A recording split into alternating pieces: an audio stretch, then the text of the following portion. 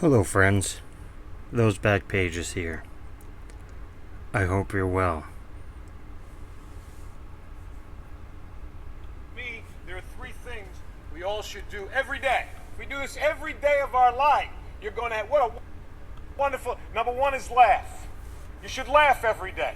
Number two is think. You should spend some time in thought. And number three is you should have your emotions moved to tears. Could be. That was the great Jim Valvano. If you've not heard his SB speech from, I guess technically back in the day, I highly recommend it. I'll try to remember to put a link down in the description. It's touching. It's inspiring, and I think that the message is now true more now than ever in 2020 with everything that's going on. I just wanted to say something here in the beginning without going too far into that territory, but if you're listening to this and you've not been personally, or at least know somebody that has been touched by the pandemic, COVID-19, then consider yourself extremely fortunate. And I hope you continue to be that fortunate, because some of us are not that fortunate. Without going into private details, a very good friend of mine has lost 9 family members to COVID-19. And I'll leave it at that. Make of that what you will. So I wanted to just say hi to you guys and see how you were doing. And I want you to, just say to try to, think twice about, the holidays are next week, starting up, Thanksgiving is next week, and I hope that, you give some consideration to trying to avoid large gatherings and although you may feel well, try to think of others during these crazy times. So today is Stan Musial's 100th birthday. Well, what would have been, he's no longer with us, but still his birthday. And this is an example, a PSA 5 example of his rookie card from 1948 Leaf. I featured this in an episode, a couple episodes back, entitled Shut Up and Show Cards. Now, the reason for that video and for the title of that video is that, and it's funny because, a lot of us that make content, we get a lot of praise for whatever it may be, but then we always get the negatives, and it's the negatives that tend to stand out in our minds. And a lot of us are doing this for the love of the hobby and the love of the community. We're not doing this for financial gain. Well, some of us are not doing this for...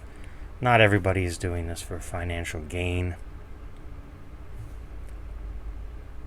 But it you know, being honest, being completely honest, it does hurt to see, you know, essentially shut up and show cards. You know, I try to broaden people's horizons and, you know, not strictly show, for example, you know, cards or baseball cards. You know, most of the friends of the channel are baseball card collectors, and that's fine. I am as well. But, you know, as you see there on your left, you know, those are, you know, the atom bomb I bought probably 3 years ago, just because it was a, you know, it was a sticker. Well, the irony in that, it's a sticker, but, you know, I had that when I was a kid. I was 14 when Garbage Pail Kids had started, and, you know, I bought back then. I mean, anyone who's watching now, you know, as we are in the year 2020, the 11th month of the year, and deep into the pandemic, when most people, you know, myself included, said that, wow, you know, sports cards, well, pandemic's coming. You know, sports cards are gonna tank. They're gonna shit the bed. Well, here we are in the 11th month of 2020, and, you know, 8 months into the pandemic, or however long it is now. You know, are cards as high as in price, assigned value, as they were over the summer? No, but they're still, you know, way up versus a year ago. Excuse me. Versus a year ago. Charizard that you see there on your immediate left, that is technically the third edition, third printing, however you want to look at it. You have the first edition, you have the Shadowless, and then you have the Unlimited, I guess technically is the name of that one. And, you know, I bought that in 2018 because I saw, not that I saw it going up in value. I don't have a crystal ball or anything, but I did see that as something that was underappreciated, I guess is a good term for it. The price I paid for that, I paid 6 blasters for that. I like to do that analogy. It's something I've always done, you know, at least off the channel I've done, and it's kind of fun. Same thing for that Atom Bomb PSA 9 was 6 blasters. And if I haven't looked at the prices in a long time, but I would say that, you know, that the Charizard is probably, now I gotta do the math, is probably 100 blasters. I don't know, something like that. Maybe 150 blasters now. Some crazy price. I mean, it is a card that's 21 years old, so I guess it is all things relative. that price and what things cost now and what they used to cost. I mean, and like I always like to say, you just keep chugging. I mean, you just keep collecting, no matter what it is. If you like it, you know, sometimes it's called a gut call. I mean, sometimes you think, you know, so and so is going to be an awesome player in whatever sport it is, or non-sports, or you cannot be afraid to collect, and you can't worry about always being right. I've done at least one video, well, I dedicated one entire episode to a bunch of crap. I think it was a whole long box. It was a while ago. It was a whole long, you know, slab box of pure crap. Guys that didn't make it. Ike Davis, Jesus Montero, Christian Marrero. The list goes on and on of baseball players that didn't make it. You know, a whole bunch of Greg Odens. He didn't make it either. It happens. It's part of the entire collecting process. So I wanted to touch base with you guys and see how you're doing. I haven't really gotten much in the mail. Just a couple things here and there. You know, I am still very big on the WNBA Prism.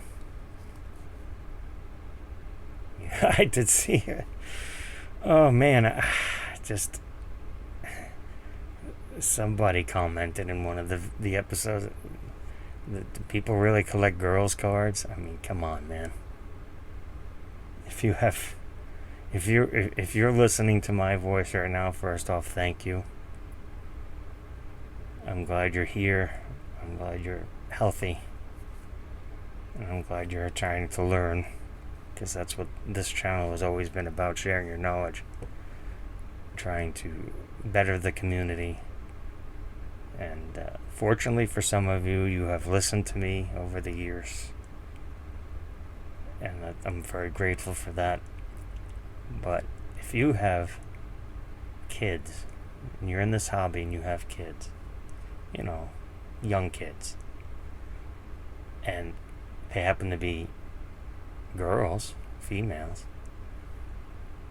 I really don't see anything better than WNBA. I mean, you know, the young girls see their daddy collecting cards with men on it. You know, show them some cards with girls on it, women on it. You know, it can only lead to good. I mean, I'm sure it's like anything else in 2020. It's a pain in the butt to find. I don't even know if Target is carrying it, to be honest with you. I haven't seen it at my Target, but I know Walmart. I've had a couple of friends that have found it at Walmart. And in all things, you know, all things 2020, the retail wax, the blasters are not that expensive on eBay. They're not $20, but they're not, you know, $40 either. Somewhere in between. So with the holidays coming up, actually, that's probably not a bad idea. If you've got a, you know, 8, 9, 10-year-old daughter at home, you know, buy them a blaster. Give it to them for Christmas. You never know. It might spark some interest in collecting. You never know. Maybe they are into collecting. It might get them into collecting. It might get them to show interest in what you do and what you love to do. You know, stop and think about the big picture. It's not necessarily a bad thing. You know, there are just so many. I was talking to a friend about this the other night, and there are just the constant wave of new releases that are coming out now. It's not like it was 27 years ago, but it is a lot to keep up with, especially the online stuff, the on-demand top stuff, and everything else, and StockX and whatnot.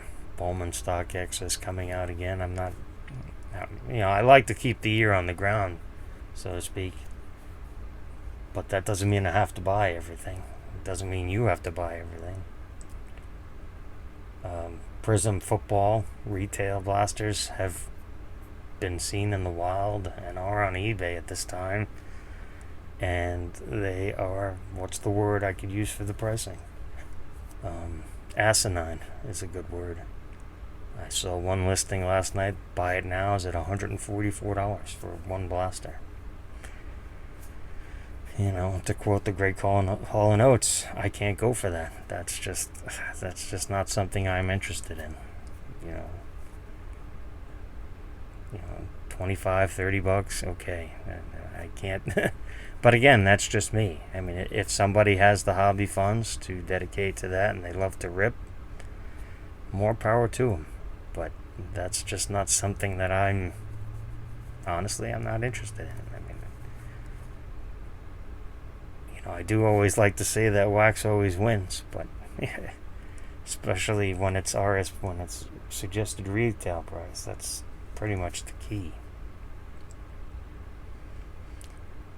So there are a couple contests going on that I just wanted to let you guys know about. And the first one is Bench Clear. The Bench Clear Network has just passed 4,000 subs, and they're doing a fantastic giveaway, $100 giveaway. So that's pretty fantastic. Mike and Ty and Jeff and company, they want you to make a response video, I believe.